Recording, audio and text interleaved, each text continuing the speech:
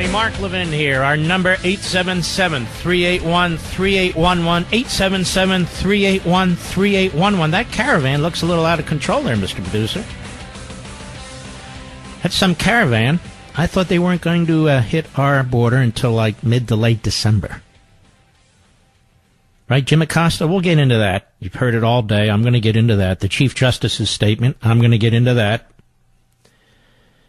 But first, let me address something else. You know what I'm noticing about these Republicans? This is why you despise so many of them. They just keep embracing the Democrat agenda. Obamacare. Obamacare is here to stay, ladies and gentlemen. Forever. It's only going to get worse. Over there at the Weekly Standard, they had a piece by Fred Barnes praising Mitch McConnell. Mitch McConnell has driven up the debt in this country higher than any other majority leader in American history. We're going to shut down the government. Well, Mark, he did get those two justices. Really? Harry Reid, as I keep saying, gave us those two justices by killing the filibuster rule, and the Republicans took it one step further. We got those two justices. No, he didn't. The numbers are the numbers. I mean, Mitch McConnell has been the leader of the Republicans in the Senate for a very long time. What the hell else has he done? Drive up the debt. Nobody ever talks about the debt. All right. And now we need family leave. I see my buddy Rick Santorum. We really got to have a deal on family leave to help the middle class, because everybody knows you need government to help the middle class. Not to get out of the way. And, of course, you really want to help the middle class. How about we cut spending and cut the debt and cut the borrowing? Because I'm going to tell you, we're reaching a point of no return here. I wrote an entire book on it. I'm going to send it to my buddy Rick, called Plunder and Deceit. No, we need another entitlement program. That and climate change. And the Republicans, you know, they've controlled both houses of Congress for some time. During the Bush administration, early part, till Karl Rove lost it, they did nothing to secure the border or build physical barriers. And now, of course, Republicans. In the majority, well, we only have a small majority. It's always an excuse. Always an excuse. The problem is, ladies and gentlemen, the Republican Party is a soft progressive party. It eats the crumbs that the Democrats provided. So now it funds Obamacare. So now it won't secure the border. So now we need a massive new entitlement called family leave. Then we're going to have $1.5 trillion more dollars on infrastructure. Boondoggle after boondoggle. But I want to get to this climate change. Because it's not climate change. They used to call global warming and then global cooling. They lie. But there's Ben Sasse, a.k.a. Ben Sasse, S-A-S-S-E. This guy fooled all of us. And he gives these relatively incoherent lectures when the Klieg lights are on about conservatism. But Ben Sasse, looks, we need to have a look at this climate change stuff. You know, 500 years from now, 1,000 years from now, real scientists are going to look back on this, and they're going to look at it as our flat earth time, our flat earth mentality. Like man has the ability to change the climate. It's so preposterous. It's so idiotic. Well, is that what the Romans did way back when it was actually warmer back then than it is today? I mean, the whole argument is idiotic. And what if it gets a little bit warmer? You know what that means? More carbon dioxide, which creates more oxygen. That is, more plants. We used to like more plants, right? You know, the Amazon.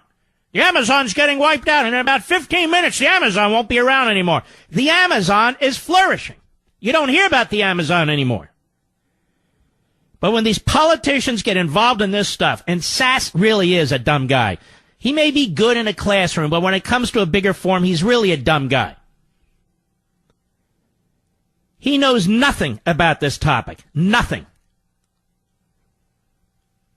He doesn't know where the topic came from, because for all the reading he does, he doesn't read enough. If you take a look at my book, Plunder and Deceit, I explain how this movement got hatched in the 1970s and then early 1980s.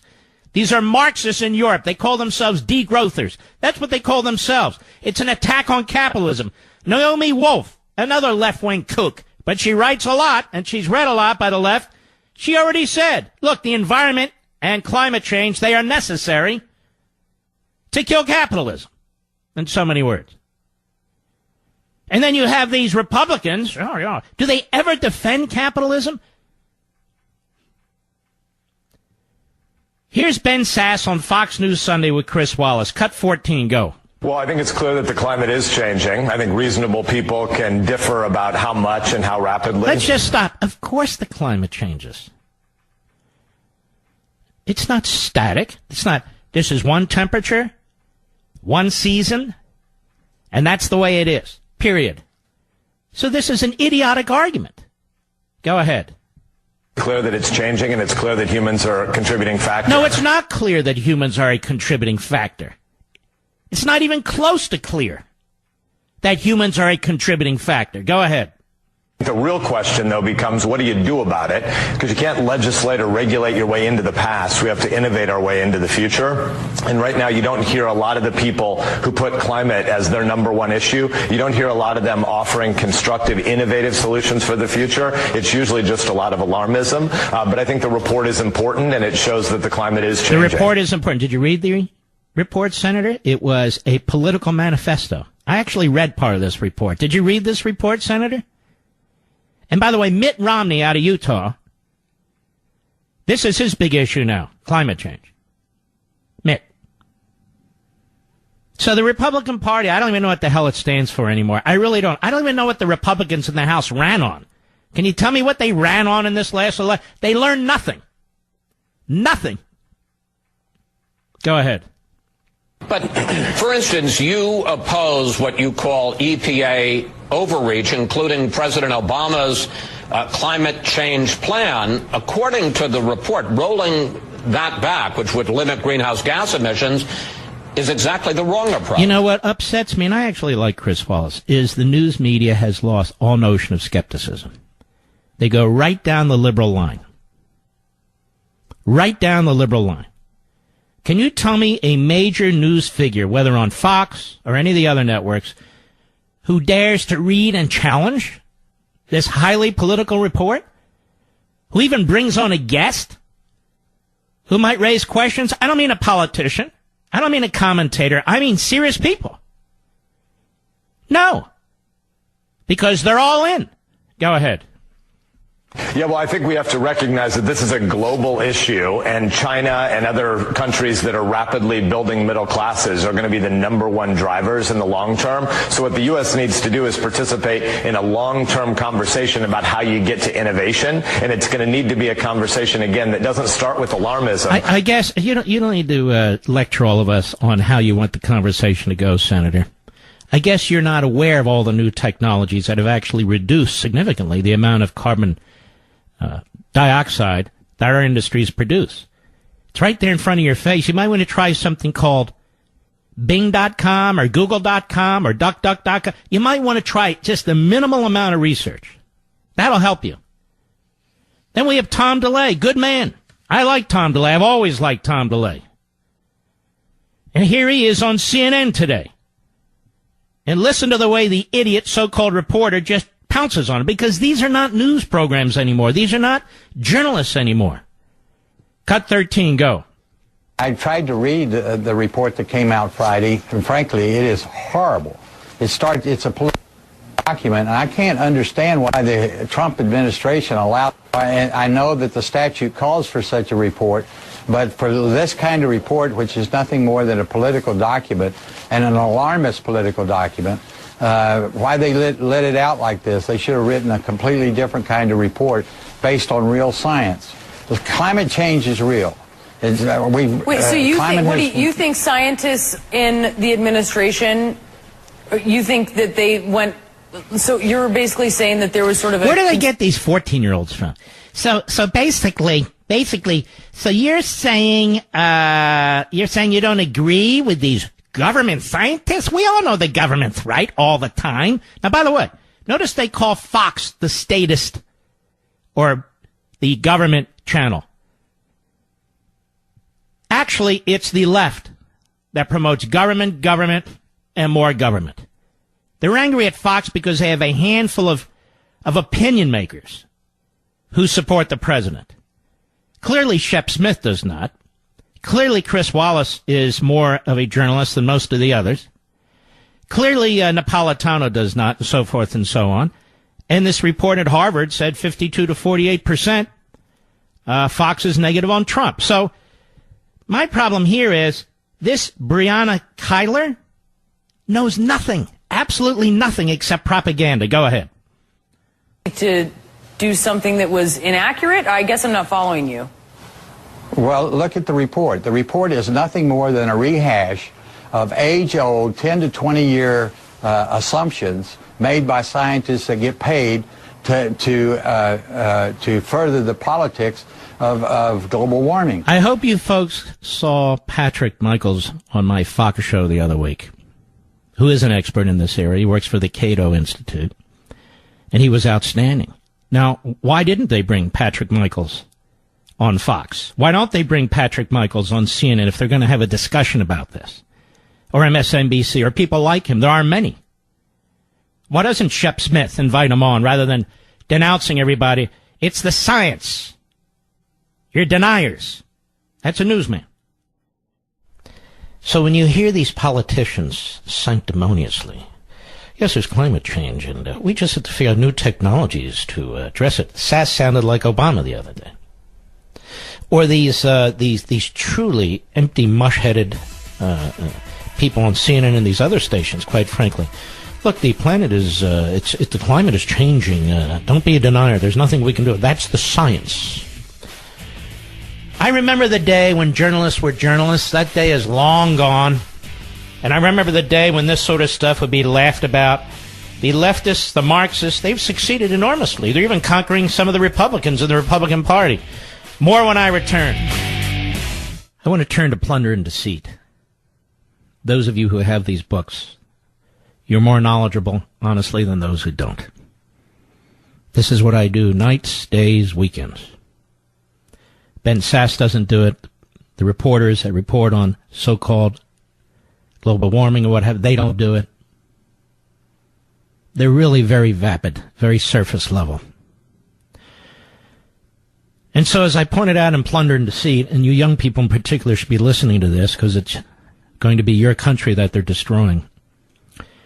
In a recent interview, fanatical anti-capitalist and climate activist, quote-unquote, Naomi Klein proclaimed that capitalism increasingly is a discredited system because it's seen as a system that venerates greed above all else. There's a benefit to climate discussion to name a system that lots of people already have problems with for other reasons. I don't know why it is so important to save capitalism. It's a pretty battered brand.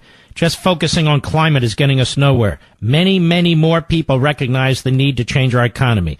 If climate can be our lens to catalyze this economic transformation that so many people need for other even more pressing reasons, then that may be a winning combination. This economic system is failing the vast majority of the people. Capitalism is also waging a war on the planet's life support system.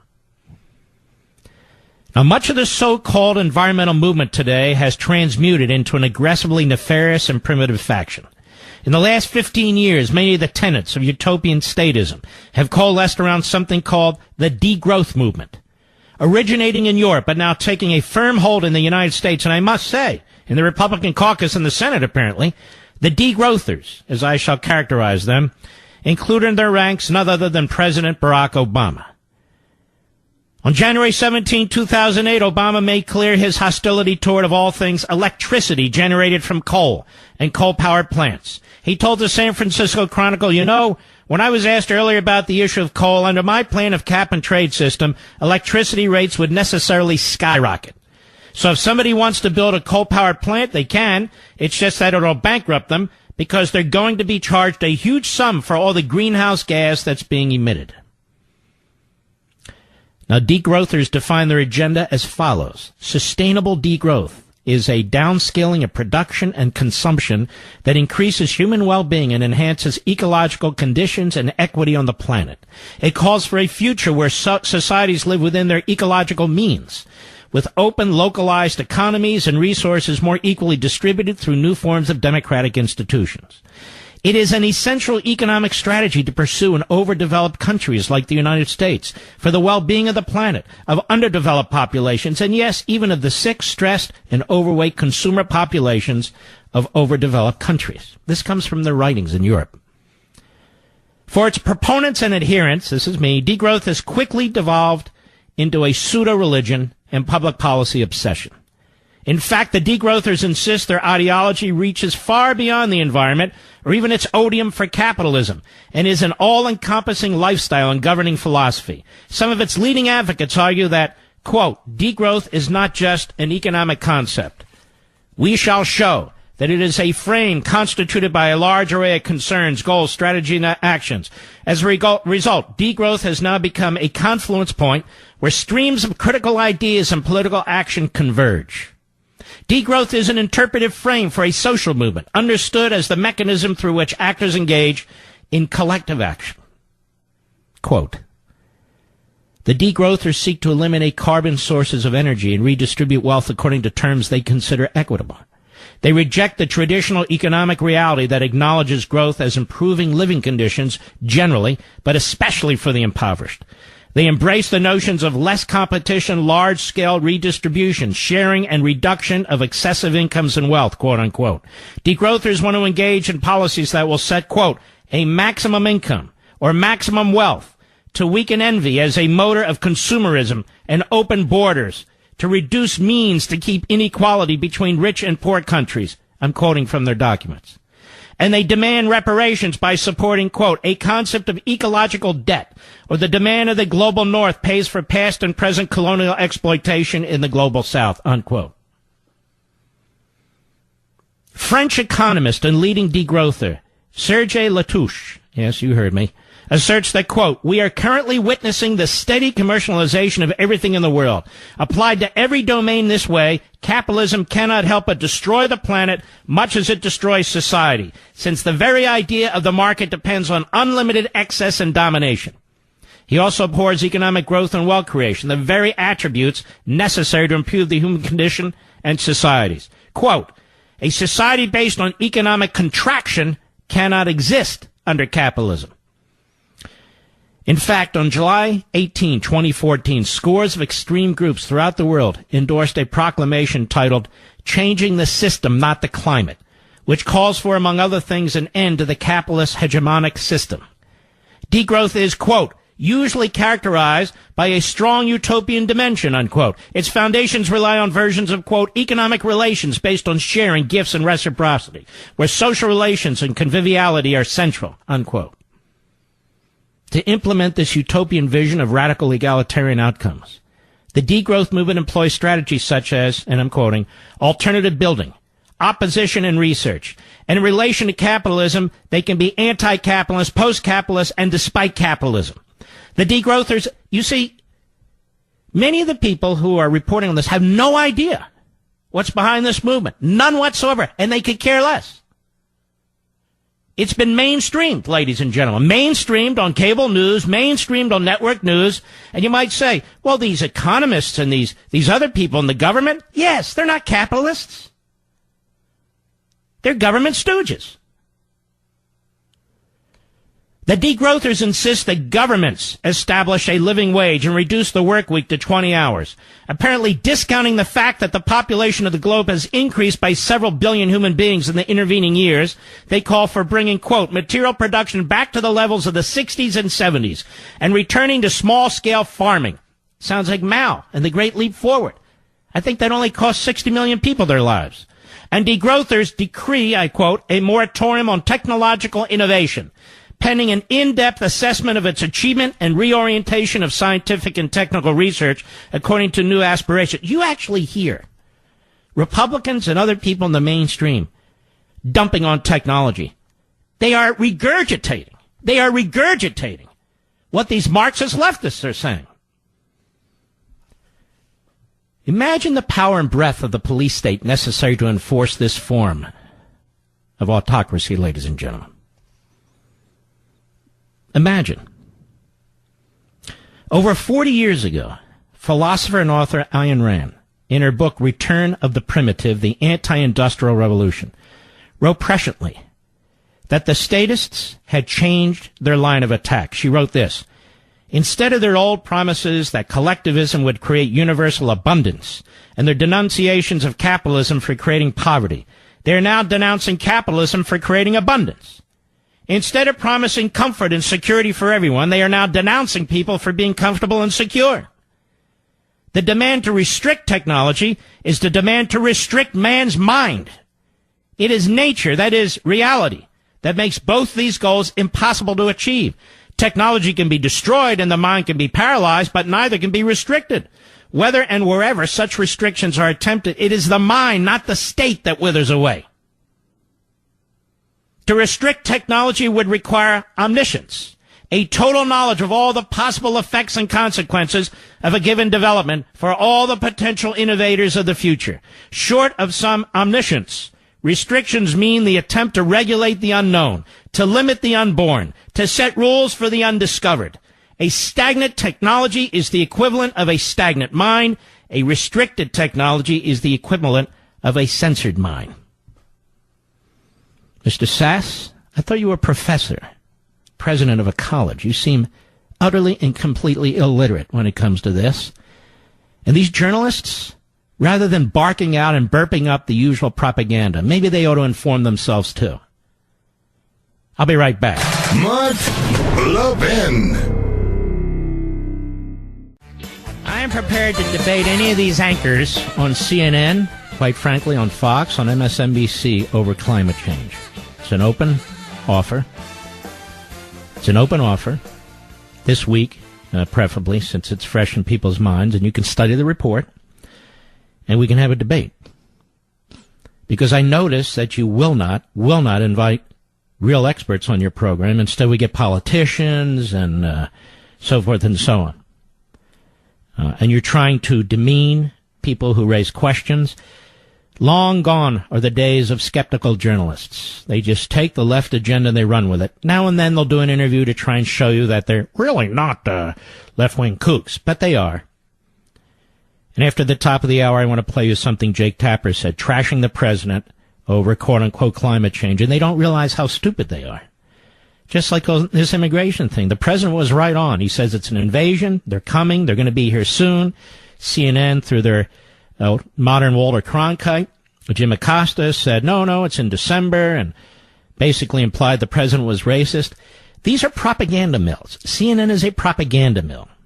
It's even worse than MSNBC because CNN is in all these public places where it used to be a news network. It's not a news network. More and more what's happening, ladies and gentlemen, is you'll see the media taking these paradigms from the left, from the Democrat Party, and vice versa, and then saying Trump is a liar, Trump doesn't know what he's talking about, Trump is rejecting science, Trump is rejecting what his own government has to say. Those are not news reports. Those are not news reports. Going through, if you're going to raise it, the arguments, pro and con, that's the way you're supposed to do this. But you're not. They're not going to do it that way. Now, I've said it for a long time now. It's been picked up by others. I get it. I get what I say is monitored. I understand. But the fact of the matter is, the media are populated with progressives. That's what they are. The media are populated with progressives. Climate change, they support climate change. Open borders, tell me who the conservative anchor is who raises questions about all these things on a regular basis.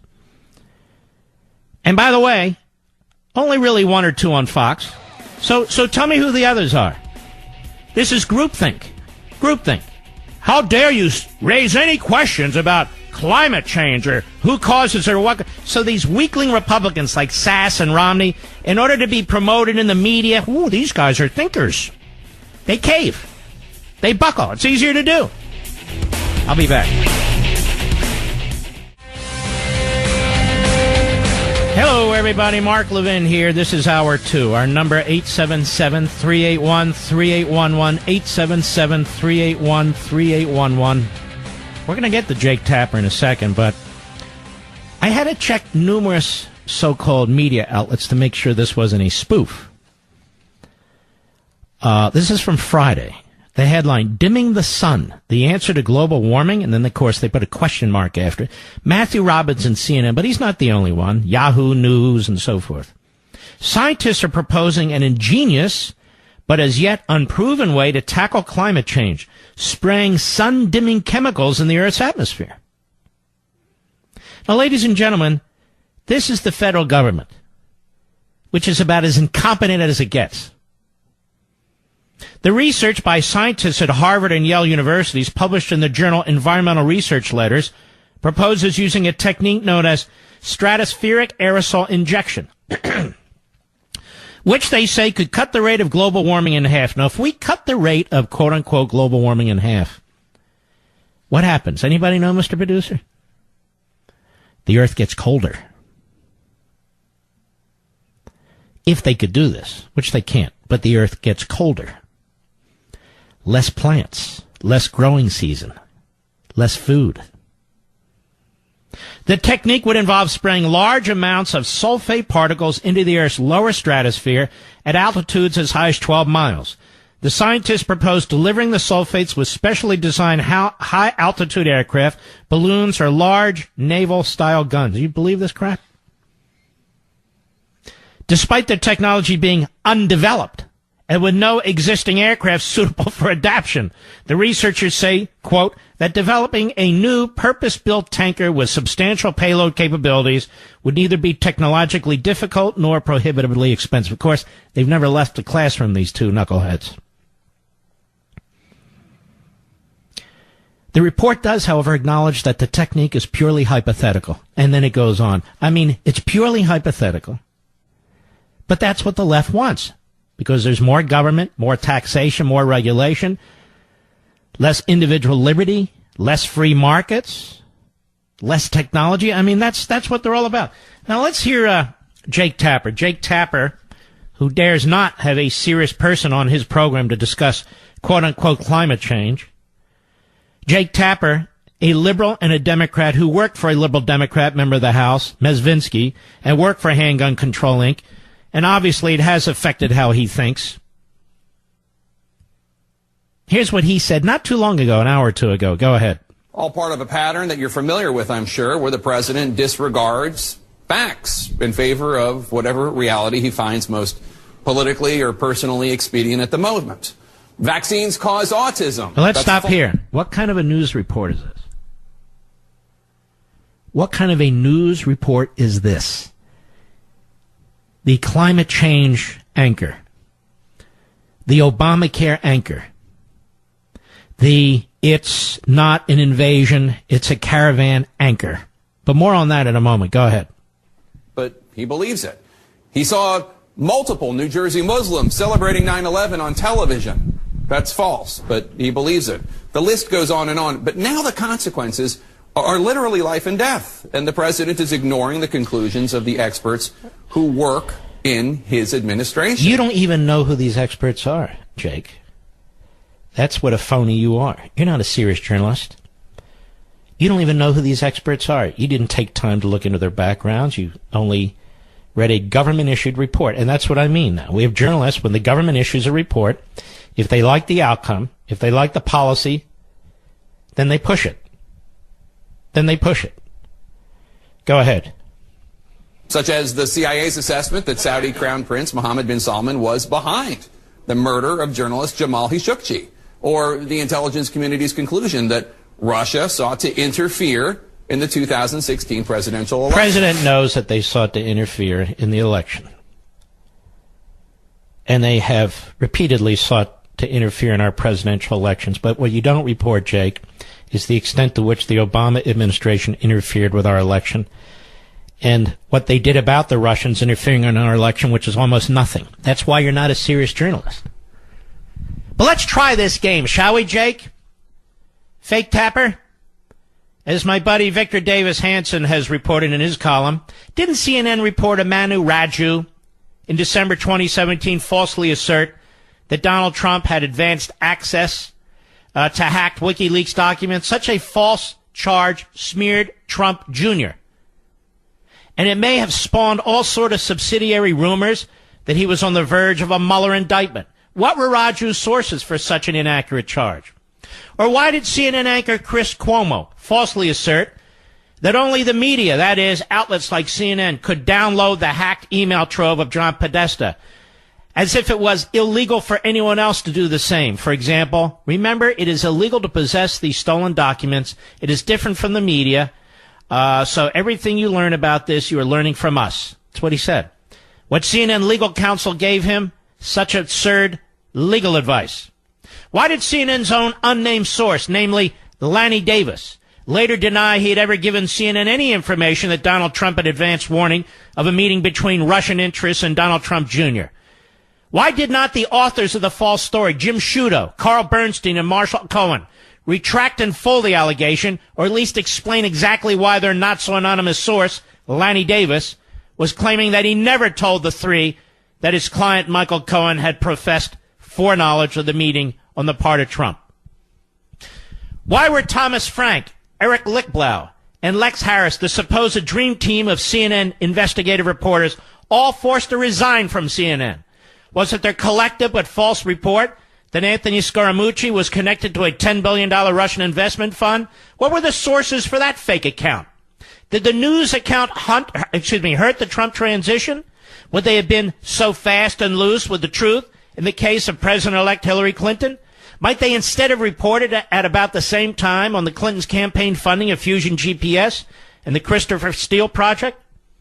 CNN's Gloria Bolger, again Eric Lichtblau, Jake Tapper, and Brian Rokas, remember, also had erroneously reported that former FBI Director James Comey would, in congressional testimony, soon contradict President Trump's prior assertion that he was told by Comey that he was not under investigation. That report proved false, and yet it too had helped to whip up anti-Trump hysteria on the eve of the Comey appearance. Why is it that one can easily predict the particular political slant of these fake news stories? Even in trivial matters, CNN has fudged the truth, and always in a predictably biased direction. As, for example, in its selective viewing of a video that suggested Trump buffoonishly had preempted the Japanese prime minister and overfed fish during a joint photo op. In truth, Trump simply followed what the prime minister was doing. And it goes on. Earlier, CNN had reported that singer Nancy Sinatra was not happy that the president and first lady's inaugural dance would be to the music of her father, Frank Sinatra, My Way, a story of her purported anger that Sinatra denied. During the lead-up to the Neil Gorsuch nomination announcement, CNN senior White House correspondent Jeff Zeleny inaccurately announced that the Trump White House was purportedly, quote, setting up the Supreme Court announcement as a primetime contest by creating two identical Twitter pages for possible nominees, Gorsuch and Hardiman. Later, Zeleny sheepishly retracted that falsehood. The shoddiness in reporting by CNN in particular, in my opinion, about Trump and the occasional flat-out inaccurate news stories reflect a toxic network culture in which partisanship is now standard and apparently to be expected. A certain furor over Trump often erupts in repeated obscene anti-Trump and unprofessional outbursts of CNN journalists, contributors, and anchors. Whether Anderson Cooper trashing a pro-Trump panelist by profanely retorting, if he took a dump on his desk, you would defend it. Or CNN religious scholar Reza Aslan referring to Trump as this piece of S. Or perhaps the late CNN host Anthony Bourdain joking in an interview about poisoning Trump on CNN New Year's Eve. Or New Year's Eve host Kathy Griffin's infamous photo pose holding a facsimile of Trump's severed head. After a while, the pattern becomes undeniable. And it goes on. What about that, fake Tapper? What about those lies? What about that disinformation? You'll never talk about that. But you're welcome to come on my program to debate, quote-unquote, climate change and the veracity or lack thereof of CNN.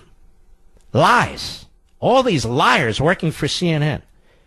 Liars, left and right. And they know they're lying, right, Jake? I'll be right back. Mark Levin. What we need is a revitalized conservative movement. I guess I'm going to have to step in and do my part on this because what I'm seeing is really quite repulsive. The Republicans are moving left. The Democrats are not only left, they're moving radical left.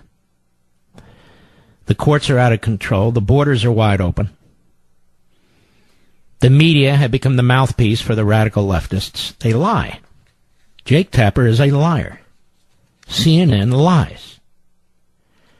If you don't embrace some government report, then all of a sudden there's something wrong with you. You're a liar. Well, his own government issued it. There's 2 million people in the government. You can't fire anybody. So it wasn't his own government that issued it. It was the executive branch, not his administration per se. They know it. They don't care. But we are going to have to start talking about individual liberty. These are not abstractions and theories. This is the heart and soul of the nation. And we cannot rely on Republican knuckleheads to do it. They're not going to do it. They're incapable of it. Whether it's a president of a college, whether it's Supreme Court litigators, whatever it is, they are incapable of explaining liberty and all that comes with it. People in other countries, they can explain liberty.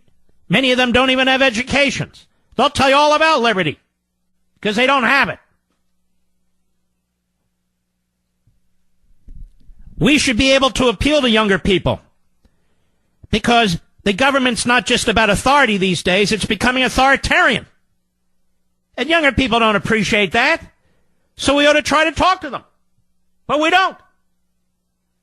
We ought to talk about the women and to them in the suburbs and let them know, why are you in the suburbs? You like your quality of life? You like private property rights?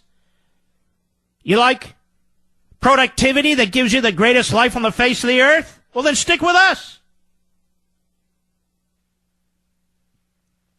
We don't want to take your home from you, your property from you, your bank account from you in one form or another. Blue-collar workers, many of them union.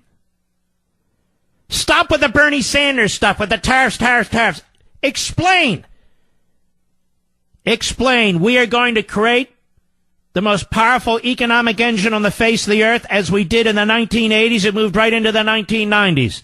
As good as this economy may be, it's nothing compared to what took place when we slashed taxes across the board. The problem here is we didn't slash taxes across the board. We slashed them for corporations, and we slashed them for some individuals. But we never slashed taxes across the board for individuals in a way that is meaningful. As a matter of fact, I'm going to make a prediction to you. I don't even like this prediction. I'm not even in the prediction business. But I believe in the next presidential race, the Democrats are going to run on cutting taxes. How? On returning the deductions. For real estate, that is property taxes on your home, and for interest on your mortgage above the level, the cap that the Republicans put in place.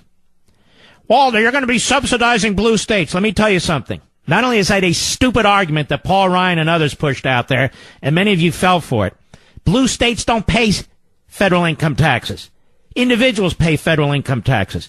But it has had and will have an enormously dilatory effect on the suburbs.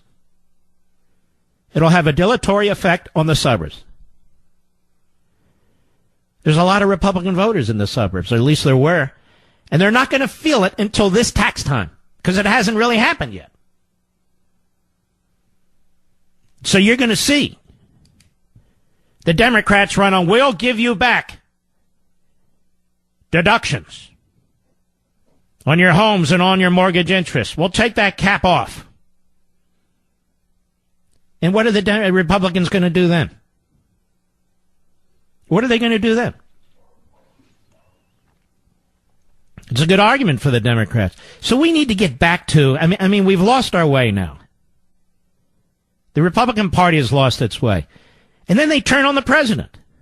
I don't agree with everything the president does, but I agree with a lot of what he does. He wants to secure the border. They won't. He wanted to get rid of Obamacare. They won't. He wants to cut spending. But Mitch McConnell and Paul Ryan kept giving him the biggest spending bills in world history, with the biggest borrowing in world history. They have done nothing to address any of that. And they're not going to. because they can't connect with the American people. Mitch McConnell cannot communicate. He's a marble mouth. He can't communicate. The number 2, Cornyn, he can't communicate. The number 3, he can't communicate. And in the House now we're going to have Kevin McCarthy. This guy, Kevin McCarthy. No offense, but really?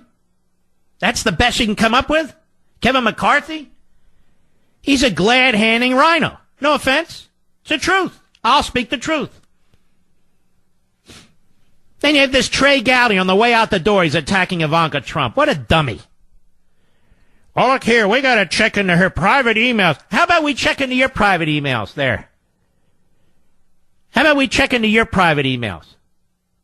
Mister, I don't know what kind of haircut and how to comb my hair. How about that? And so they're flailing around, but they do know they want to attack the president. You got this guy Romney. He's already attacking the president. Sass. Hates the president. You got Kasich. Used to be a conservative. Now he's a fluffernutter. I don't know what he is. He's going to take on Trump in the Republican primary. They already have him all over TV because they want some guy that'll get 3% to be out there trashing Trump. I remember when John Anderson did this with Reagan. They kept promoting Anderson and Anderson and Anderson. Got blown out. Reagan, he's too right-wing. Folks, many of you don't remember this. Many of you do, but many of you were too young.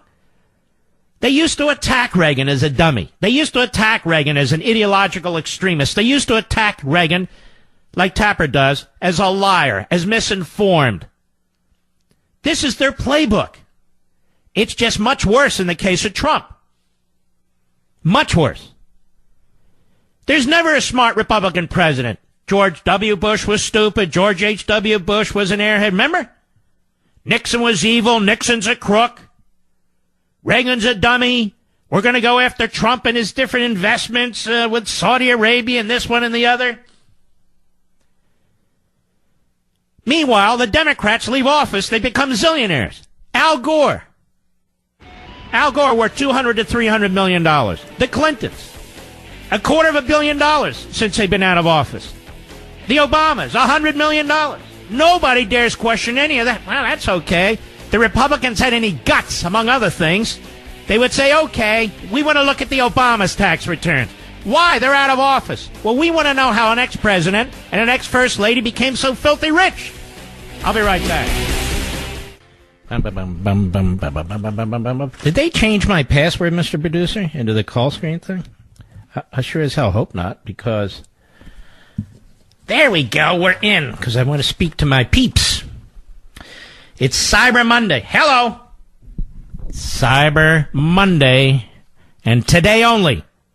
And we only have a few hours left. Rick in Nogal, New Mexico, on the Mark Levin app. Go! Hey, Mark, how are you doing tonight? I'm all right. How are you, sir? I tell you, I've been listening to this global warming hoax so much, it's just about to make me upset all over. Yeah. And I thought, well, I better give you a quick call and maybe... now, you're a geologist. Yeah, go ahead. You're a geologist, it says here. Yes, sir. Yes, sir. Go right ahead. An old one. Yeah, well... Okay. All right, go ahead. Anyway, what I wanted your listeners to look up, because I want to keep this real brief, I want you guys to look up Maunder, M-A-U-N-D-E-R, minimum, and then Dalton, D-A-L-T-O-N, minimum, and then the one we're currently starting called Eddy minimum, E-D-D-Y. And I think what you guys will These aren't find, porn sites or something, are they? Sir? Go right ahead, sir. I'm a little bit hard of hearing, so it makes our conversation interesting. Well, we need to finish up. Go ahead and make your point, my friend. Sure. Okay, what I want people to understand, the sun goes through cycles. Mm-hmm. And these cycles do include ice ages on this planet. It also affects all the planets in our solar system. And I think if folks would look up these minimums, they'll find out that the sun has gone into a cold period or a colder period, and it's going to affect us, and we're about to have ice ages, not global heat. I read this somewhere. that the Earth is actually going to get colder, not warmer. But the bottom line, sir, is these so-called scientists, they're not all scientists. Some of them are weathermen and so forth. They don't have the foggiest idea what's going to happen in 100 years. They don't have the foggiest idea what's going to happen in 30 days, do they? No, they don't. They act like they do, but they're, we all want to sit around and be learned, and we actually make fools of ourselves is what we wind up doing. We really do. And one day, the historians are going to look back and they're going to say, ever hear of Dr. Nur Sharif? No, I have not. I'm going to have to look that up. He is a top astrophysicist, associate professor at Hebrew University. This is from my book, Liberty and Tyranny, a long time ago.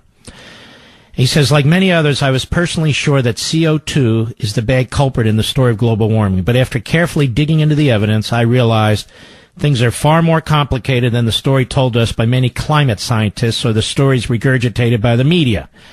And Sharif notes that solar activity can explain a large part of the 20th century global warming, and greenhouse gases are largely irrelevant to the climate. If the amount of CO2 doubled by 2100, he said, it will not dramatically increase the global temperature. He said even if we halved the CO2 output, and the CO2 increase by 2100 would be, say, a 50% increase relative to today instead of a doubled amount, the expected reduction in the rise of global temperatures would be less than 0.5 Celsius. This is not significant.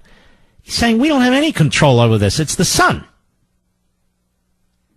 That's what I don't understand. You can put 36 million Earths in the sun. I think it's kind of bigger than we are. At least that's kind of my perception. And that thing controls us more than most people even begin to know. But if folks would also look up John Casey, Casey, and he is I think he's a retired NASA engineer scientist, and he used to be a big proponent of global warming. He now says we're going global cooling. We're going into an ice age, and it's called the cycle of this particular time. They're naming it the Eddy minimum, and that's why I say we're starting the Eddy minimum right now. All right, sir. I know I got it. I appreciate you gave out the names. People can Google and look for themselves, which you should, folks. Jake Tapper, there's a ton of information out here, but you are intentionally ignorant about it. And I thought news anchors and news programs and so forth would take the time to go over it. This is why I have this 3-hour show, folks. I can do what most of the others do, 14 guests, 14 topics. And maybe some of you think this is boring, but you can't discuss a topic like this, both the substance and the ideology behind it, without taking a little bit of time and talking about it. This is going to affect your life. When Jake Tapper says this affects life and death because Trump won't embrace it, he's an idiot. Absolutely an idiot. Dan in California? Well, where is Dan in California, Richie V? Where are you, Dan? I'm in West Hills, California, Mark. It's an honor to speak with you. Well, thank you. I'm a retired academic conservative. I felt through my career like, Leonidas at the Pass at Thermopylae. I'm fighting these devils year in, year out. You and Booker, I think, Cory Booker. yeah, there you go. Anyway, 2 quick points. One is thank you very much for the plot and script idea of aerosol sulfur going into the air. Boy, could that go wrong. I can see an hour and 40-minute B-movie coming out of that almost immediately as things go haywire. But secondly, I'm always dismayed that a lot of people who talk about this on the left, they don't have any interest in the history of the climate. And 2 quick things for you and your audience. First of all, my wife and I are looking at a trip to Tasmania, and I found out that 13,000 years ago or so, Tasmania was connected to Australia by land. You could, walk from one to the other. But then all of a sudden there was a big sea rise, and now you can't do that. And then the other thing, I used to live in New York State as a conservative. So look at this. New York State, California. I can make choices, can't I? But in New York State, the place where I had my house during the last ice age about 22,000 years ago was a mile under ice. Mm-hmm. And, of course, all of that melted. So change has been going on fantastically. And let me tell you something. Where I have a home in Florida, if you move inland about 2 miles, that's where the coastline used to be. Mm-hmm. Mm-hmm. So it's not a matter. You and I, we have no. as the gentleman before you called and he says 36 million Earths can fit within the sun. Uh-huh. This is so unserious, this discussion. And yet because the left controls our quote-unquote reality, the left controls the agenda, the left is the media, here we are. We have to spend time discussing it. And I give evidence, whether it's Nir Sharif, whether it's Dudley Hughes, whether it's a whole host of other people, whether it's Patrick Michaels, whether it's Phil Chapman, a former astronaut who MIT grad and so forth, and I go on down the list. They'll never, ever give these people and their writings and their thinking media time. Never.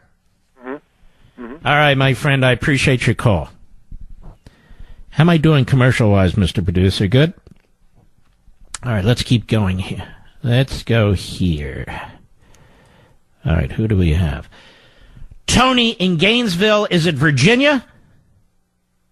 Tony? Yes, sir. How you doing tonight? The great WMAL. I'm doing well. How are you, my friend? I'm doing very well, Mark. First and foremost, thanks for everything that you do for us.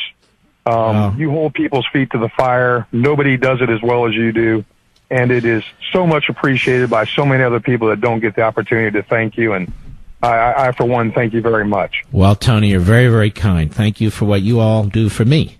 Go right ahead. Well, it's a group effort. And once upon a time on this planet, that things work that way. Yeah. I have a very simple thing that I bring up when talking to any of the liberals or any of the millennials when it comes to global warming. Number one, I get them to confirm that there was some sort of scientific phenomena that caused the ice age, and they agree. Then I get them to confirm that there was another scientific phenomena that ended the ice age and started the glaciers and so forth from melting off this planet. Mm-hmm. And the first thing out of their mouth every single time is, well, they're melting so much faster now than they were before. I said, okay, compared to what? Mm-hmm. And they kind of look at you kind of funny, and they go, but they're disappearing from the earth faster than they ever have. I said, okay, fine. And I'll even agree with you on that. But let me ask you something. Let's use your science against yourself. If I take a 10-pound block of ice and an ice cube, and I'll let you tell me the temperature of the controlled environment, which one is going to melt first? Mm-hmm. And they kind of look at you really funny. And they go, well, the ice cube will. I said, okay. Mm-hmm. Well, doesn't it make sense that the smaller glaciers today would melt at a faster rate than what they did when they encompassed the entire planet? And they kind of look at you funny again. Well, but they're melting faster than they ever have. Mm-hmm. I said, okay, compared to what? And then they really look at you funny. It's a great point. That look in your, and they get that, and it's so simple. I don't have to be from MIT. I don't have to go to Yale or Harvard. But Tony, here's the thing. People want to believe in something, and they want to believe they can affect it. They want to believe that they can affect the environment, that they can affect the atmosphere, and that if they can force other people to see things the way they see it, it's almost a religious fervor or almost a religious obsession.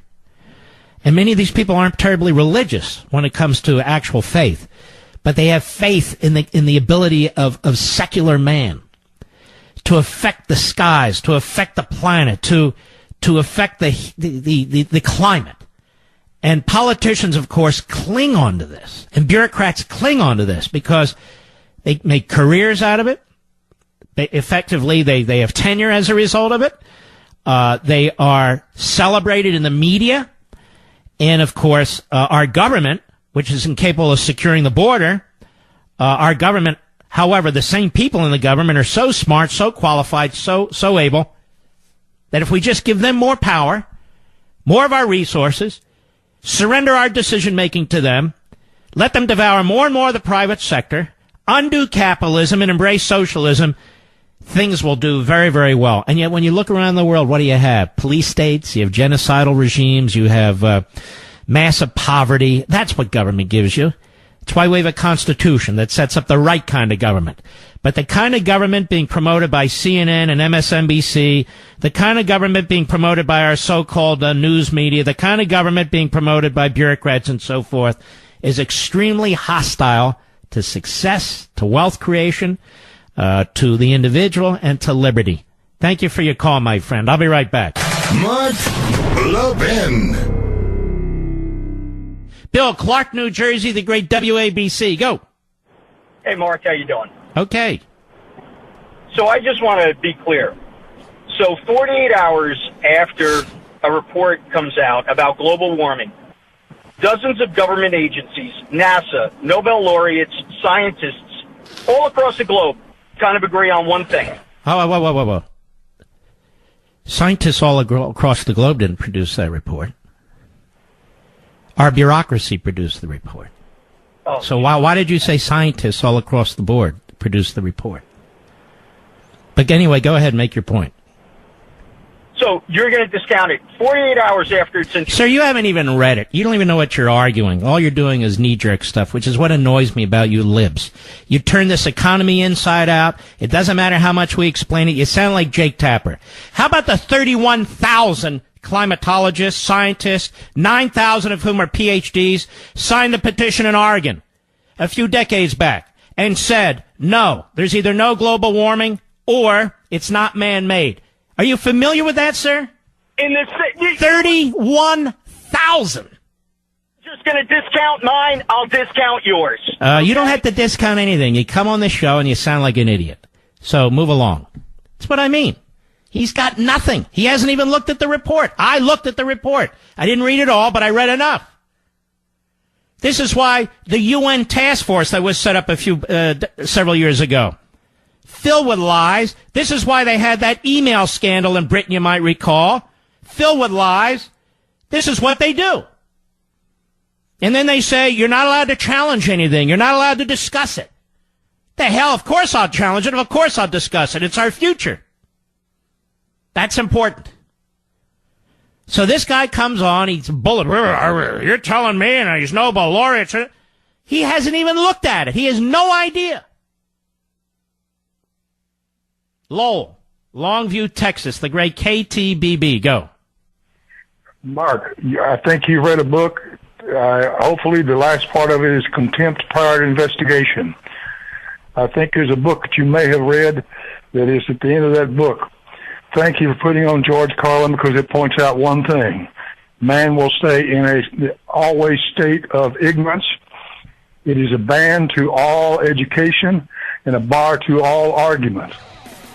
And that is contempt prior to investigation. Well, you're right. And it's the same thing they do with race and all these other issues. Well, if you don't agree with me, you must be a racist. Well, if you don't agree with me, you deny the weather. You deny climate.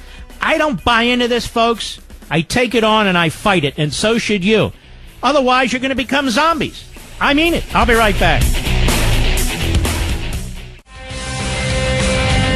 Hello, everybody. Mark Levin here. Our number, 877-381-3811, 877-381-3811. Now we get into this issue of immigration. But it's not immigration. It is an invasion. We get to use the real language and real words. We're not intimidated by the left, are we? First of all, the people who want to take over climate, the people who want to take over health care, the people who want to take over income redistribution, the latest knucklehead idea, dangerous as it is. How wrong are they? Montage from CNN and MSNBC in October, November, and you can't even tell the news people from the commentators, from the politicians when you listen to this. Hat tip newsbusters, cut one, go. This whole caravan in the last week of the election is a giant lie. They've been running on an imaginary caravan. An imaginary caravan. This cooked up. Wait a minute. Caravan. Is that one of the newlyweds, Joe Scarborough? So they finally tied the knot. They finally made legal what they've been doing for years. How about that? Scarborough and Brzezinski. Or is it Brzezinski and Scarborough? I think it's Brzezinski and Scarborough, don't you, Mr. Producer?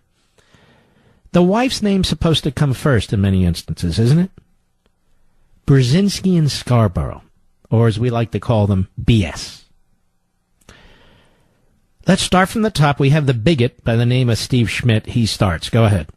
This whole caravan in the last week of the election is a giant lie. They've been running on an imaginary caravan. An imaginary caravan. This cooked up, phony caravan. This fantasy of this caravan. Bogus caravan. I mean, it's not a real event, the caravan. The caravan lie. I wouldn't be surprised to find out if Steve Bannon was down there, hiring migrants to join the caravan. There is no evidence of any criminals in the Central American caravan. It's criminals in here. I mean, it is. Homeland Security says a good many have criminal histories in that caravan, but it has not yet provided any proof or details. Unfortunately, some of the people in the caravan have been very violent against authority. Caravan of barefoot women and children seeking asylum in the United States. This caravan, which is 1,000 miles away and made up of women and children. Mothers and children seeking refuge. This caravan, which is mostly women and children. Women, children, babies. There's nothing at all to worry about.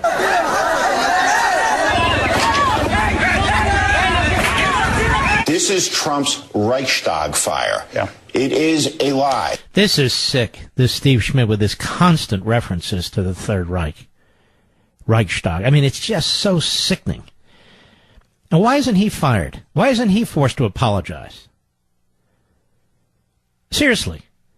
You can say whatever you want on these networks. It's not the same on Fox, I can tell you that. They're getting tougher and tougher over there. But on MSNBC and CNN, you can compare Trump to Hitler and his supporters to neo-Nazis, and nobody has a problem. Hillary Clinton over the weekend, I believe it was ripping into Fox, and nobody said, Hillary, you're undermining the First Amendment, freedom of the press. Nobody said that, not even Fox. And yet it is they who want to destroy talk radio. It is they who want to destroy the Internet. It is they who want to change the First Amendment. It's amazing, isn't it? We don't. None of us call for government intervention. And so we have a guy by the name of Ben Cardin. He was just reelected to the Senate from Maryland. This guy could not get elected to the Senate from any state but Maryland. He's a nebbish. He is low IQ, and he is knee-jerk predictable. And you see, ladies and gentlemen, what's going on the border? That's our fault. We caused this mess. Cut 5, go. This is horrible. We have a humanitarian problem at our border. President Trump has argued that our immigration system... Hey, you idiot. There are humanitarian problems all over the world. Nobody asked those people to come to the border. What is the solution for the left? Please, somebody tell me. Nobody asked all these great news outlets, the free press. Nobody says to this low IQ moron, Cardin, and I use that phrase first, so I'll keep using it. Nobody says to him, hey, Cardin, what's your solution? What do you want to do? Go ahead.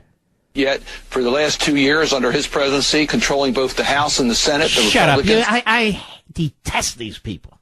So Trump created this problem. Trump's trying to stop this. He's trying to fix the problem. Now, since so many of you women in the suburbs apparently voted Democrat, are you encouraging this? Would you like to see people from south of the border moving into your suburban neighborhoods? Ooh, would you? Why do you live in suburban neighborhoods in the first place? I mean, you folks have to look in the mirror. If you vote a Democrat, if you're a liberal and you're in the suburb, you really have to look in the mirror. What is it that you aspire toward? What is it that you want? Yeah, it's time to ask. You don't live on the border. You don't live in the cities. Bernie Sanders. Now this old red, he's a commie, but they'll never call him a commie, because he is a commie. No, you're a red baiter. No, he's a commie. On CBS this morning, he's very relevant. Got 45% of the Democrat vote against Hillary Clinton, who's awful candidate. But they like what he says. That's how they pick these guests. They like what they say. They like what Ben Cardin says, so he's on CNN. They like what Bernie Sanders says, so he's on CBS this morning. Cut 6, go. Well, I think you got a really tragic situation, and you got to minimize the level of force that is being used. All of which speaks to what you just mentioned. The need for us to finally deal with immigration in a comprehensive way. You wrote your book that... Excuse me. What does that mean? There's 1 billion people out there who would come into this country. Ladies and gentlemen, what is this?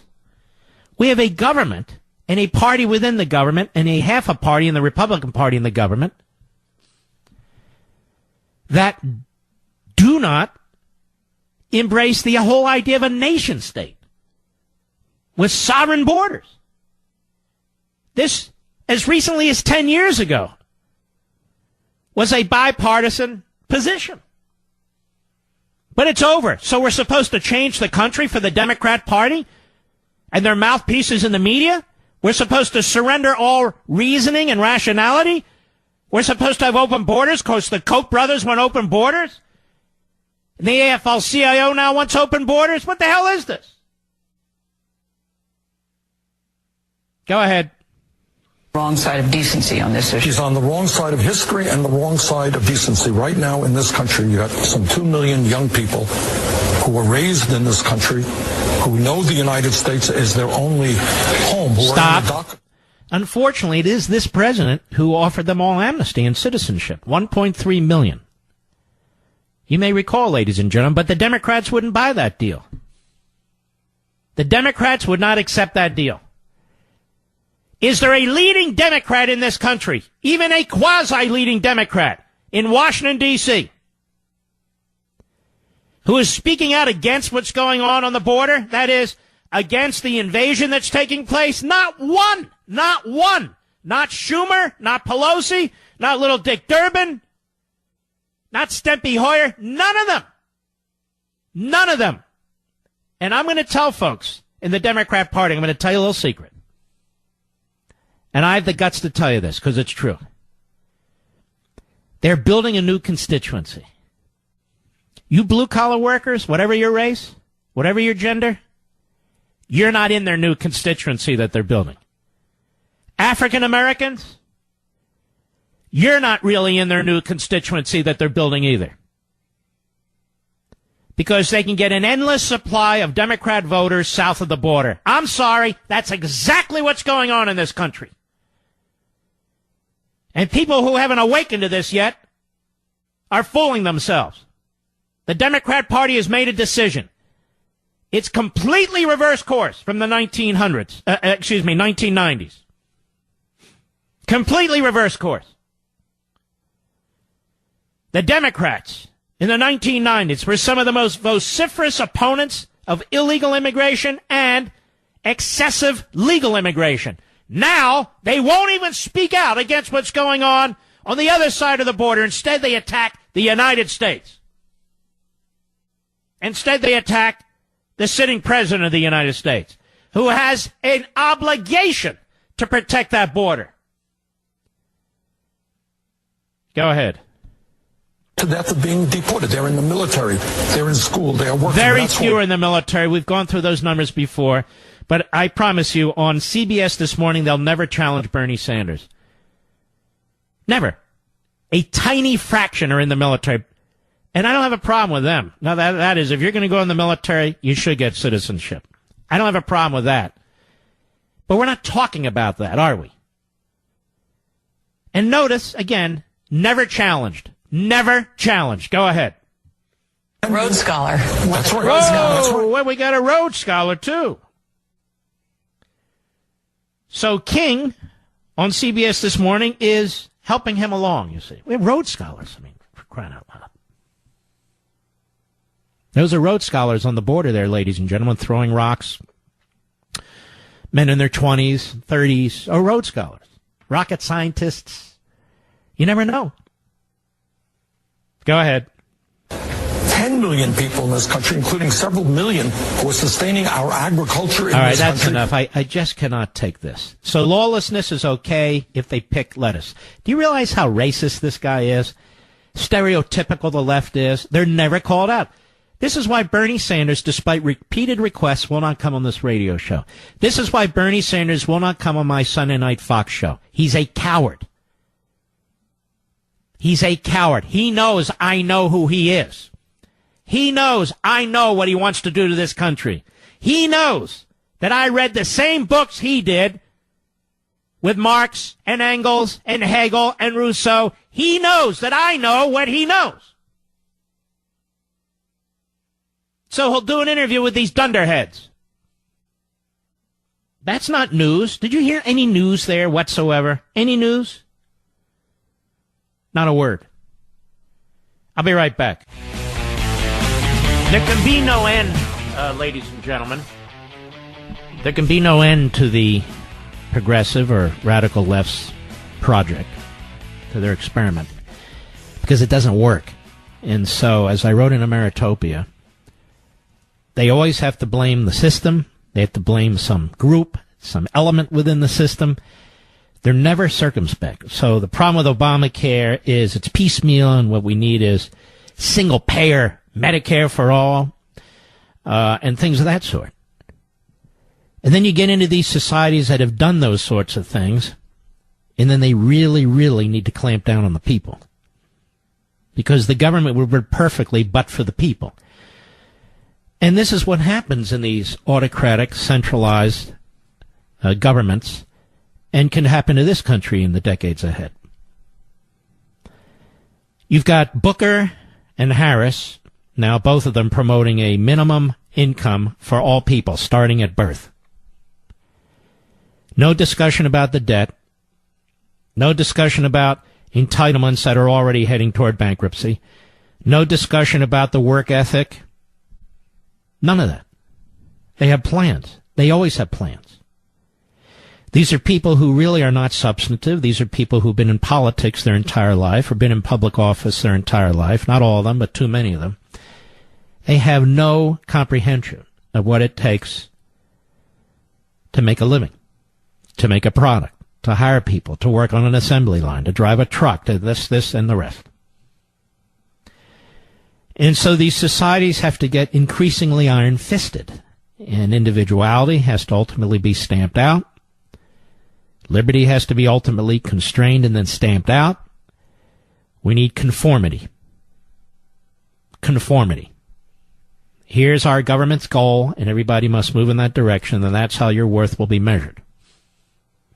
In the meantime, in order to keep power, they turn us against each other, based on our race, based on our religion, based on our genitalia, based on what you do with your genitalia, and on and on and on. There's always a way to turn people against people, to keep us disunited by focusing on our physical dissimilarities or our religious dissimilarities or what have you. And that's what's going on in this country, and this is what the Democrat Party is doing. It's not new. It's just pernicious. It's pernicious. You see what's going on in China? We talked about this briefly, but there's a major piece on this in the Bloomberg News now. China's plan to judge each of its 1.3 billion people based on their social behavior is moving a step closer to reality, with Beijing set to adopt a lifelong points program by 2021 that assigns personalized ratings for each resident. The capital city will pull data from several departments to reward and punish some 22 million citizens based on their actions and reputations by the end of 2020, according to a plan posted on the Beijing municipal government's website on Monday. Those with better so-called social credit will get green channel benefits, while those who violate laws will find life more difficult. See, then they're going to expand it to the entirety of the population. The Beijing project will improve blacklist systems so that those deemed untrustworthy will be unable to move even a single step, according to the government's plan. They reported on the government reported on the proposal Tuesday, while the report posted on the municipal government's website is dated July 18. China has long experimented with systems that grade its citizens, rewarding good behavior with streamlined services while punishing bad actions with restrictions and penalties. Critics say such moves are fraught with risks and could lead to systems that reduce humans to little more than a report card. Really?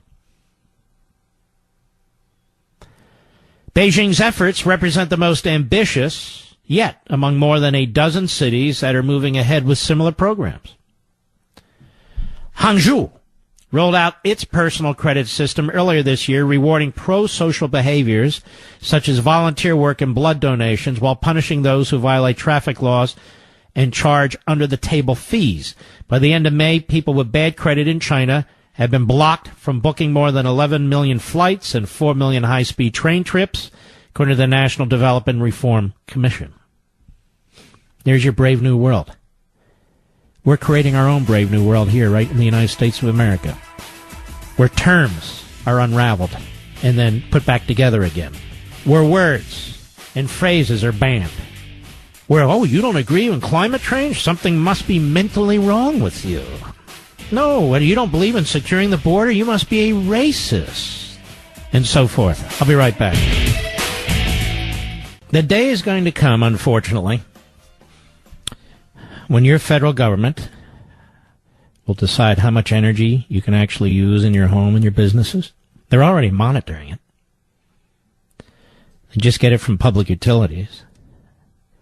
The day will come when you're limited to how much gasoline you can put in your vehicles and how much driving you can do. The day will come when the size of your home and your apartment or the number of homes you may wish to purchase will be regulated by the federal government, all in the name of clean air, clean water, and climate change. The number of automobiles and trucks that you can have, what types of automobiles and trucks, depending on how many people are in your home. Well, how are they going to know all this? They know it all now. I mean, you've got census reports and other forms. This isn't conspiracy. This is where they're headed. This is where they're headed. They've taken over health care.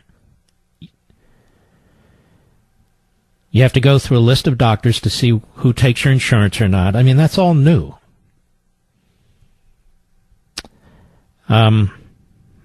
They have control over your income in many significant ways, with the federal income tax, with other forms of federal taxation, even on when you die, your state has to cough up a big chunk to the federal government. That's relatively new. It's a little more than 100 years old.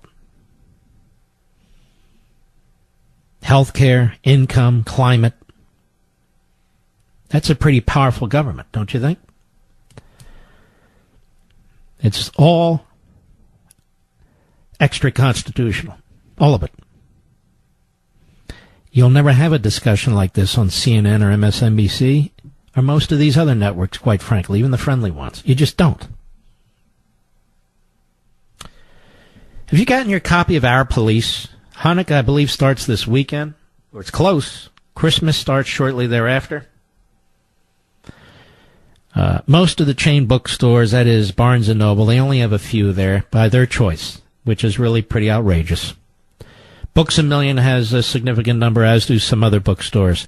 But if you want to get it quickly, you go to Amazon.com, you type in Our Police. It's even discounted now, 10%, I believe. So it's around $17. It's a beautiful book. You should look at the comments on Amazon. Today is, what is it, Cyber Monday. So today's the perfect day to go. You get all kinds of free shipping there on Amazon. And you still have time, if you're listening to this show live, you still have time. It's only 8:37 p.m. Eastern Time. And those of you on the West Coast, you have even more time. How does that work? Well, Google it. Anyway, Our Police, now's the time to get it for Hanukkah and Christmas. It's priced very well. But more than that, it's a beautiful book. It's illustrated and written by my father, who is a #1 New York Times best-selling author. And it's wonderful for 4 to 8-year-olds, 4 to 9-year-olds, and to take time and go over it with them and go through it with them. It's not heavy-handed propaganda or anything of the sort. But I suspect because it's called Our Police, some of these bookstores won't carry it. I'm telling you, our society really is in trouble. But it takes you and me and our families to do the right thing. right? So you can get access to the book, Amazon.com, Our Police. Just type in Our Police. It'll be there. You can get it the next day or within 2 days, and you'll be all set. It'll be a beautiful, beautiful gift. I strongly recommend it. All right. Let me see what we have here. Let us go to Scott, Colorado Springs, Colorado, the great KVOR. Go. Hey, Mark, thanks for taking my call. I just want to let you know my family and I were in Tijuana last week, and we did see evidence of that caravan, so I don't know what the media is talking about, that it doesn't exist. We saw 200, 300, 400 folks on the border with our Border Patrol on one side and the Mexican Federal Police on the other side. Fortunately, when we were there, it was very peaceful. They were just had some signs up and were standing around, but I don't know what the media is talking about. I've seen evidence. We talked with some local. Well, they don't know what they're talking about. Was Jake Tapper down there when you were there? I didn't see him. Was Wolf Blitzer? No. How about Jim Acosta? How about Don Lemon? How about Allison Camarada? Any of them there? No. How about Al Sharpton? Was he there? Despicable people. No. How about Joe Scarborough and Mika Brzezinski? Were they there? No, they were at the National Archives getting married in front of the Declaration of Independence and the Constitution, so they leaked it out to the media. Probably should have gotten married in front of the restroom, but that's all right. Now, you didn't see any of these famous deniers, the caravan deniers, that's what we'll call them, did you, sir? No, sir, I did not. I did see some local media from San Diego there, though, but I guess they didn't report anything because it should have made its way up to the national news if they did. No. You don't understand. The so-called national media, they're very elitist, even though they're dumb as a doorknob. And so they're not going to give any credit to local or regional media or state media. No, they're special. They have no ratings, but they're special. All right, Scott, thank you for your call, my friend. Kim, Modesto, California, the great KFIV. Go. Hi, thank you. Of course. Pleasure to talk to you. Okay. Just love this. You are special, and we all love you, okay? Thank you. All right. So I was talking to my husband. Well, I know everybody doesn't love me, which is why I have a 357 with hollow points. But anyway, go ahead. Hey, you're needed. You are needed, and these people can't hold a candle to you. They couldn't do what you do. All right. So I was talking to my husband. No, really. Yes. I was talking to my husband, and I said, wouldn't it be great if Trump said this? And he goes, he can't say that. So what is Mark? What is what? I didn't hear that. What's the what? What would Mark say about it? I said, Trump should get up there, and he goes, hey, Bernie, why don't we send a caravan your way? You've got 95% white people. I don't know how he'd say it. He says he can't say it like that. But he's got 95% Caucasian. You're talking about Vermont. Correct mundo. Yes. That's right. There's a lot of maple syrup to be gotten out of Vermont. So I like this idea. So what you're suggesting is, since Bernie Sanders is unaffected by this, maybe if the people of Vermont got a taste of the parade, maybe things would change a little bit. Oh, yes. You said it. That's exactly how. I'm wondering, should Trump say it, or now that you? Well, I don't know if he'll say it or not, but I don't have a problem with that. You said it. And I don't know why they don't move the Democrat national headquarters to McAllen, Texas, either. They're all up here in Washington D.C. The Obamas have a home in the ritziest part of Washington D.C., where I understand there's a lot of white people, by the way. Just saying, because we've got to identify based on skin pigmentation, and they built a wall around their house. Yes. I think we ought to find out who that contractor is and hire him and send him south of the border. That's right. All right, my friend, you take care. I just noticed that the Democrats are not building anything on the border. They're not putting their libraries on the border. Like, why didn't Obama put his library on the border? Why don't they buy a home on the border? Same with the Kennedys, same with the Pelosi's, same with the Schumers and everything. And why are all the media in and around Washington, D.C. and New York and some in L.A., why don't they just go to the southern part of the border? And they never will.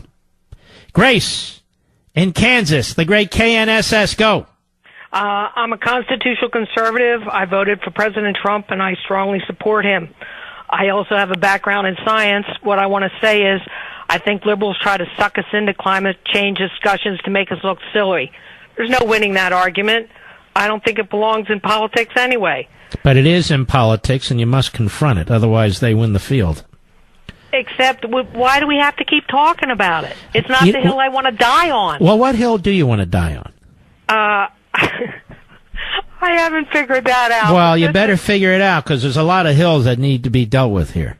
Yeah, but I don't think politics should be an excuse to spread chemicals and rubbish in the earth. I mean, I don't think George Carlin's funny. I don't like the Ganges River is a cesspool. I don't want to live there. Really? Well, who do you think is spreading all this stuff? Well, if you look at gatherings of liberals and conservatives, it's the liberals who are leaving the trash behind. The conservatives aren't. I don't know, but I'm talking about environmentally. What? You know, for a massive industrialized society, it's a pretty damn clean country. The air and the water and so forth. There are other countries like China and India that have just horrific environmental conditions. The point to you is capitalism is a very clean economic system. Very clean, because it is not in anybody's personal benefit to be destroying that which produces, if you're a capitalist. Now, if you're socialist, and you believe in government and so forth and so on, that's a whole other thing. Do you understand what I'm saying to you? I do, but I don't think you can control people to that extent. And I'm not controlling anybody. The invisible hand controls them. In other words, it's in their best interest. Let me put it to you crudely. You don't defecate in the very river where you fish, do you? I don't, but some people do. Well, most people don't. Thank you for your call. There, we'll leave it on a high note. I'll be right back. Mark Levin.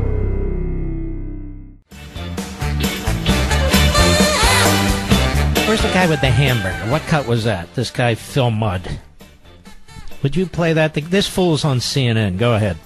But this is pretty simple. I think we're debating this. This is a leadership issue. Tens of millions of Americans will wake up today and eat hamburgers for lunch. That's going to kill them. People don't focus on the long term. They focus on the short term. There's a parallel here. The president comes into office and says we're withdrawing from climate change and we're investing in coal. That's going to kill us. Unless we get leadership that says we've got to take short-term... By the way, these preening buffoons who lecture us day in and day out, what do? Grab them off the street? Who the hell is this guy? And why do we give a damn what he has to say? What are his credentials? Isn't this guy with the FBI or the CIA or something? Yes, yeah. He's such a circus clown that they just keep putting him on there. See, we shouldn't eat hamburgers. Well, who the hell is this fool to tell us what we should or shouldn't eat? Who the hell is he? He's nobody. All right, I'll give this a try. E. Frank, Astoria, Queens, New York, the great WABC. How may I help you?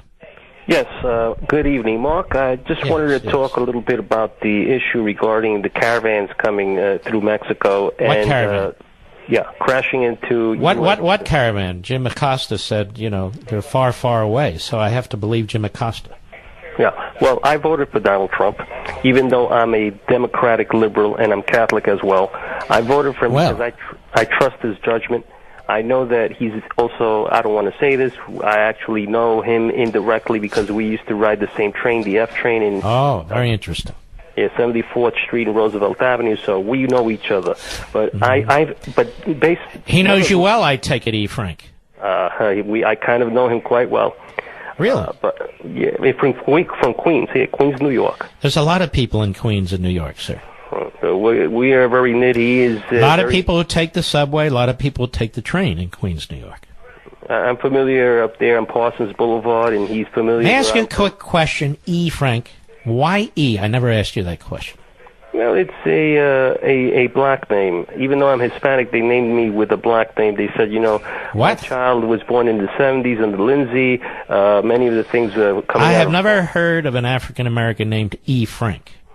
Well, my parents said that because I lived across the street from a housing development in Astoria, they decided to name me. Call you E. Frank? May I ask a question? I'm just curious. Why not A. Frank, like you're on the A team?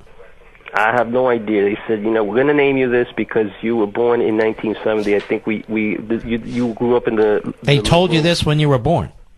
They told me this when I was like 3 or 4 years old. Why I was named E. Frank. Okay. And your parents, they weren't like see Frank. And anyway, go ahead. Anyway, I trust in the judgment of our president, but I also believe that there is a more humane way of handling individuals who cross the border. I've been battling illegal aliens since 1990, and I've talked to former INS agents, including indirectly friends of Joe Acapente, who is a friend of Curtis Lewa. Look where we've gone up to now, where basically I rather trust a friend of mine, which is James Hunt, the supervisory... You're throwing too many names around, and I'm concerned about it. What is the point of your call, my friend? That I believe that Donald Trump should employ or hire more Border Patrol agents. Donald Trump's the president, as you know. He should employ more border agents. I don't have a problem with that, but he has to get funding from Congress. Because it's cruel to see a caravan confrontation with U.S. troops at the border. Okay, first of all, there's no caravan confrontation with U.S. troops. Those are Mexican federales. That's number one. Number two, that's our Border Patrol on the other side, not federal troops. The American military is in the background to take up positions that the Border Patrol has to leave in order to go to the border in order to protect this country. Comprende? Yes or no?